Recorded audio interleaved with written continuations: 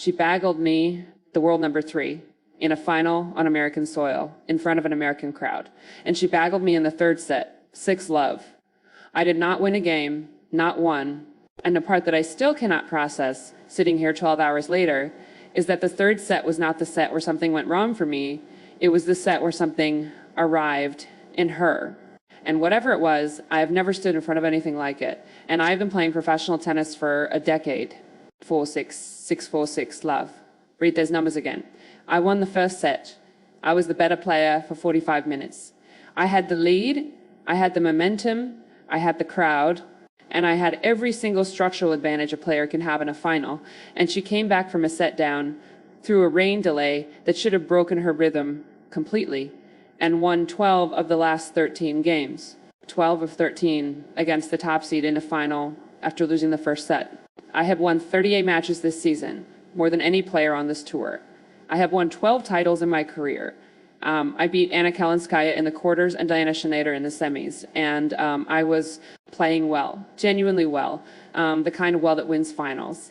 And she took it apart in 90 minutes of tennis after the rain stopped. And the taking apart was so complete that by the end of the third set, I was not losing points. I was watching points happen to me. The rain delay is what people are going to build the narrative, and I need to correct it now before it hardens. The story is going to be that the delay helped her, that she went away and regrouped and came back a different player. And that narrative gives the weather credit for what she did. The weather did not do it. She did it. I know because I have been on both sides of rain delays and finals. Sometimes the delay helps you and sometimes it hurts you. And you can usually tell within 2 games of the restart which way it went. 2 games after the restart, she broke me, and the quality of the break was not a reset. It was an escalation. She came back playing better than she had been playing before the rain. Not differently. Better. As though the 2 hours off court had been used to process what she had learned in the first set and build something new out of it. That is the quality that should frighten every player on this tour. Not her forehand, not her serve, not her left hand, her ability to learn during a match and produce a better version of herself in real time. Most players come back from a rain delay trying to find the level they had before the interruption. She came back having moved past it. The first set is the part nobody is going to talk about, and it is the part that tells the most important story. I won at 6-4. I was the better player, my patterns were working, my serve was landing, I was dictating from the baseline the way I have dictated all season, and I was reading her, or I thought I was, I had her tendencies from the tape. And I had what my team had built over the week, watching her beat Fernandez and Svitolina and Osaka, and for one set it was enough. It was enough because she was still learning me. That is what the first set actually was. And I only understood it after the match. She was not losing the first set. She was studying the first set.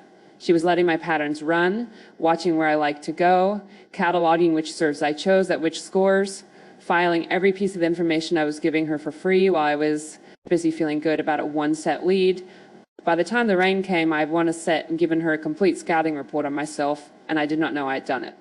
And the 2 hours of rain gave her time to organize everything she had collected into a plan that I had no answer for when we came back. I won the first set, and she won the match. Those 2 things are not a contradiction. They are a sequence. The first one caused the second one, because winning the first set required me to show her everything. And everything was what she needed. The third set is what I'm going to be thinking about for a very long time. And I'm going to describe it as precisely as I can because I think the description matters more than the emotion. 6-love, 32 minutes. She broke me in the first game. Held to love, broke me again. Held to love, broke me again. Held to love. I did not have a break point in the entire set. Not one. Not a single game where I was close to breaking her. Serve. And my tennis in that set was not significantly worse than my tennis in the first set. The numbers were similar. My first serve percentage was comparable. My forehand speed was comparable. The difference was that every ball I hit, she already knew where it was going.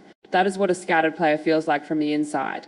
And I've scouted plenty of opponents in my career, but I've never been scouted mid-match by the person I was playing. She built a game plan against me using the first set as her data, and the game plan was so accurate that by the third set I was heading into positions she had already left. My coach said afterward that it looked like she knew my patterns better than he did. He's coached me for years. She had one set, The left hand compounds everything because it means every answer she builds is delivered from a direction your body is not calibrated for. A right-handed player who figures you out is dangerous. A left-handed player who figures you out is disorienting and dangerous simultaneously, and disorientation multiplied by accuracy is the most unpleasant combination in tennis. Her serve after the rain was the clearest evidence. Before the rain, her serve was good, fine, competitive. After the rain, it was surgical, the same motion, the same toss, the same everything. But the placement had shifted, not randomly, specifically to the places where my return had been weakest in the first set. She had watched one set of my returns and recalibrated her serve to target the vulnerabilities she had identified. One set. That is all she needed to rebuild her service game around my weaknesses. I have played against Iga Swiatek. I have played against Aryna Sabalenka. I have played against every top player alive on hard courts, and none of them, not one, has ever adjusted to me as quickly as she did in this match. The best players in the world take 2 or 3 matches to figure you out. She did it in 1 set and a rain delay. There is a detail from the second set that nobody has mentioned and that I think is the key to the whole match. At 4-all in the second set, the last game before the rain came, she was serving to stay in the set. And I've been returning well all afternoon, and my team had built the return position around the patterns we had identified from her earlier matches this week. The return position was wrong. Not slightly wrong, fundamentally wrong, because the serve she was hitting at 4-all in the second set bore almost no resemblance to the serve she had been hitting in the first set. She had changed it between sets, without a coaching visit, without a timeout. She had adjusted the placement and the spin of her serve based on what my returns had done in the first set. And the adjustment was precise enough that my return position, which had been effective for 45 minutes, was suddenly a step and a half out of place. One serve, one adjustment, and the whole geometry of my return game was broken. I've never seen a player make a mid-match serving adjustment that granular without coaching input. That is either the highest level of self-coaching on tour or the most complete understanding of cause and effect I have witnessed in a live match. The crowd was the other thing. This was my country. These were American fans in an American city. In a tournament I won in 2019. And by the third set, the crowd had turned not against me, toward her.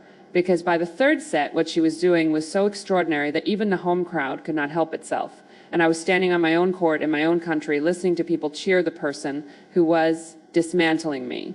And that is a lonely feeling that I will not forget. The Filipino fans were there from the beginning. Flags everywhere, noise from the first point. A community that had stayed awake through the night in Manila to watch their girl play a final in Washington. And when the match turned, when the third set became a procession, the Filipino section of that crowd made a sound I have never heard at an American tennis tournament. It was not just cheering, it was something older and heavier than cheering. And I was on the wrong end of it. And even from the wrong side, I could recognize that I was witnessing something historic for a country that had never had this moment before. Something about what this title means beyond the tennis. Because I think it matters, and because I am an American player who just lost an American final to a Filipino player in front of a crowd that was half Filipino, and that composition tells a story about what the sport is becoming. When I won this tournament in 2019, the crowd was a tennis crowd, American mostly here because they follow American tennis. This year the crowd was a community. The Filipino section was not a section, it was a presence. They were there for something bigger than tennis, and the energy they produced was not the energy of fans, it was the energy of witnesses. And I was on the wrong end of a historic moment that I could feel the significance of even while it was costing me the match. That changes a tournament permanently. The DC Open now has a story that belongs to the Philippines, and next year when she comes back there will be twice as many flags, and the year after that twice again. And this is how a sport grows, not through marketing campaigns, through a 21-year-old winning a title that means something to 115 million people who were not watching tennis a year ago. She is 21 years old, and she just won her first WTA title by beating the defending champion, the second seed, the third seed, and the first seed in the same week. All of them. Every seed above her in the draw. That does not happen. I've been on this tour for a decade, and I cannot remember the last time somebody went through the top 3 seeds and the defending champion to win a 500-level event. And she did it after losing the first set of the final, after a rain delay that should have derailed her, after trailing in a match where the whole building expected her to lose. The ranking she walks away with is going to be inside the top 20 for the first time. That number does not begin to describe what she is. She is not a top 20 player.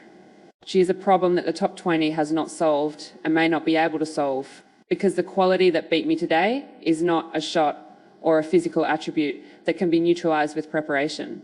It is the ability to learn faster than anybody else on the court. And you cannot prepare for a player who's going to arrive knowing more about you at the end of the match than she knew at the beginning. I lost this final. That sentence hurts, and I am not going to pretend it does not.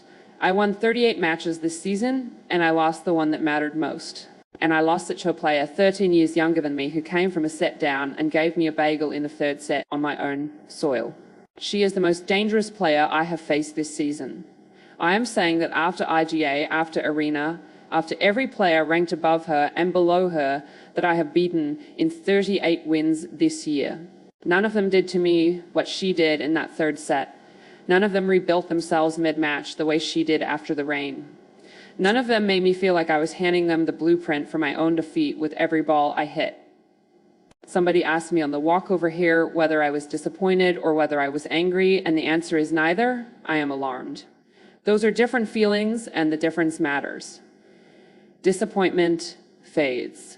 Anger fades. Alarm stays. Because alarm means you have seen something that changes the landscape. And what I saw on that court today changes the landscape of women's tennis. And I do not think most people have understood that yet. She is dangerous. That word gets used loosely in tennis, and I am using it precisely. She is dangerous in the way that a player who learns faster than you can teach is dangerous. And that kind of danger does not have a counter except to hope she has an off day. And she does not appear to have off days because her game is not built on the kind of physical peak that produces off days. It is built on processing, and processing does not take days off. She kissed the trophy and said she felt love. That is the quote they are going to run everywhere tomorrow. And it is a beautiful quote. And it is also the quote of somebody who is not burdened by anything at all. And the absence of burden is the entire reason she won.